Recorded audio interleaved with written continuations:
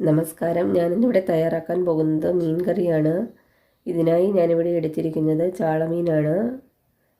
ചിലയിടത്തൊക്കെ മത്തിയെന്ന് പറയും.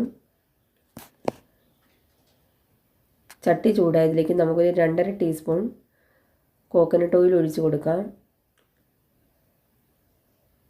ഓയിൽ നന്നായി ചൂടായിട്ട് വരുമ്പോൾ ഇതിലേക്ക് നമുക്കൊരു 1/2 ടീസ്പൂൺ കടുക് ചേർത്ത് കൊടുക്കാം.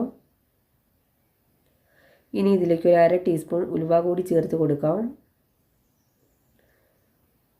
ഇത് നന്നായി ഒന്ന് പൊട്ടി വരണം. കടുകെല്ലാം നന്നായി പൊട്ടി വന്നിട്ടുണ്ട്. ഇനി ഇതിലേക്ക് നമുക്ക് 2 വറ്റൽമുളക് കൂടി ചേർത്ത് കൊടുക്കാം.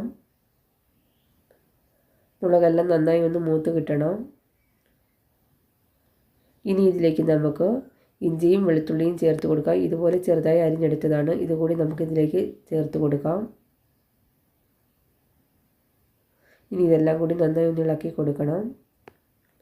ഇനി ഇതിലേക്ക് നമുക്ക് ഒരു തണ്ട് കറിവേപ്പില കൂടി ചേർത്ത് കൊടുക്കാം.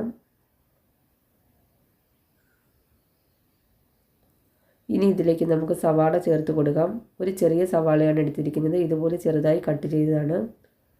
ഇനി ഇതെല്ലാം കൂടി നന്നായി ഒന്ന് മൂപ്പിച്ചെടുക്കണം.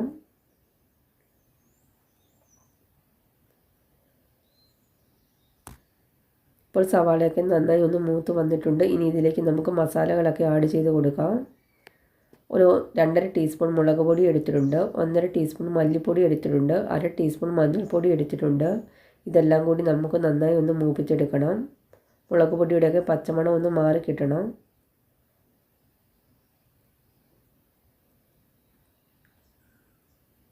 ഇപ്പോൾ മുളക് പൊടിയൊക്കെ നന്നായി ഒന്ന് മൂത്ത് വന്നിട്ടുണ്ട്.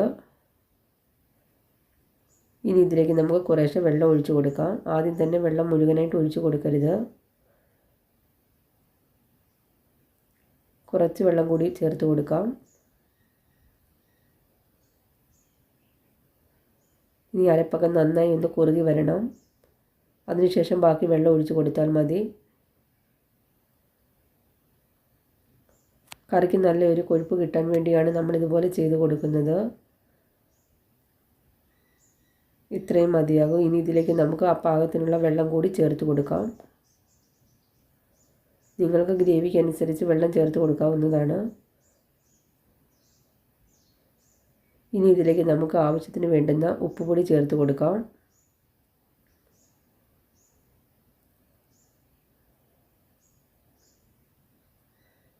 ഇനി ഇതിലേക്ക് നമുക്ക് പുളി ചേർത്ത് കൊടുക്കാം. തോട്ടുപുളിയാണ് എടുത്തിരിക്കുന്നത്. അതുകൂടി ചേർത്ത് കൊടുക്കാം. ഇനി കറിയെല്ലാം നന്നായി ഒന്ന് തിളച്ച് കിട്ടണം.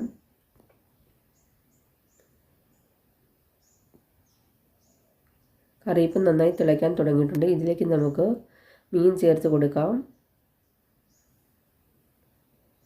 നിങ്ങൾ ആദ്യമായിട്ടാണ് എൻ്റെ ഈ ചാനൽ കാണുന്നതെങ്കിൽ എല്ലാവരും ലൈക്ക് ചെയ്യാനും ഷെയർ ചെയ്യാനും സബ്സ്ക്രൈബ് ചെയ്യാനും മറക്കല്ലേ. കറിയെല്ലാം നന്നായി തിളച്ച് വന്നിട്ടുണ്ട്. ഇനി ഇത് നമുക്ക് മൂടി വെച്ച് ഒരു 20 മിനിറ്റ് നേരം വേവിച്ചെടുക്കാം.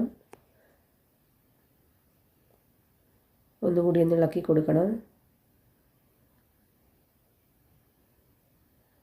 ഇനി ഇത് നമുക്ക് മൂടി വെച്ച് ഒരു 20 മിനിറ്റ് നേരം ഒന്ന് വേവിച്ചെടുക്കാം. അപ്പോഴത്തേനും കറിയെല്ലാം നന്നായി കുറുകി വരും.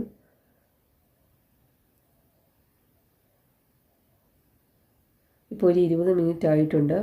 കറിയെല്ലാം നന്നായി കുറുകി വന്നിട്ടുണ്ട്. ഇതിലേക്ക് നമുക്ക് ഒരു തണ്ട് കറിവേപ്പില കൂടി ചേർത്ത് കൊടുക്കാം. മീൻ കറി റെഡി ആയിട്ടുണ്ട്. Thank you.